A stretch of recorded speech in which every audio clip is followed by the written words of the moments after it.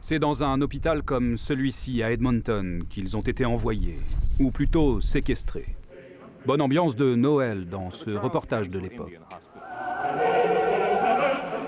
Mais cela reste un cauchemar pour les quelques 5000 Inuits qui l'ont vécu et leurs proches, avec dans le rôle du méchant, le gouvernement fédéral.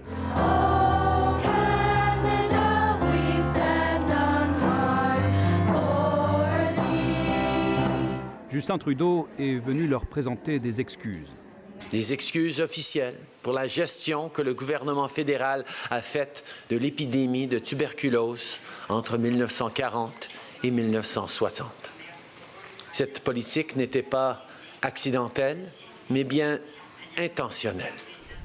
La gestion dont parle Justin Trudeau, c'était d'embarquer les malades sur un navire et de les emmener dans des sanatoriums loin de chez eux pendant des mois, des années parfois. On leur ordonnait de rester couchés, on testait des électrochocs. Et quand ils étaient renvoyés chez eux, c'était parfois dans la mauvaise communauté.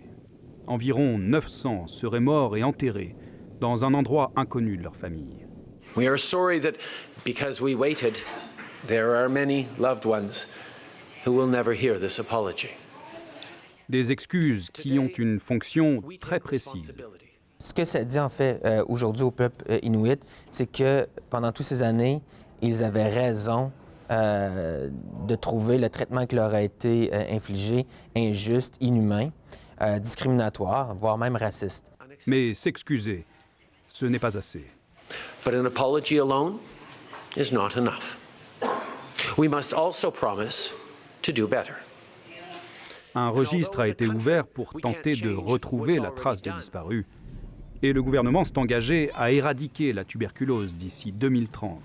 Au Nunavut, il y a encore aujourd'hui 300 fois plus de risques de contracter la maladie qu'ailleurs au Canada. Les mesures qui ont été annoncées aujourd'hui apportent très certainement un baume aux communautés inuites. Ça, c'est certain. Mais ça ne veut pas dire que parce que vous apportez un baume, que vous allez être en mesure de rétablir des relations de confiance qui ont été brisées depuis plus de 200 ans. Et selon lui, le Canada n'est pas encore sorti de sa relation paternaliste avec les peuples autochtones. Ici Mathieu Prost, Radio-Canada, Montréal.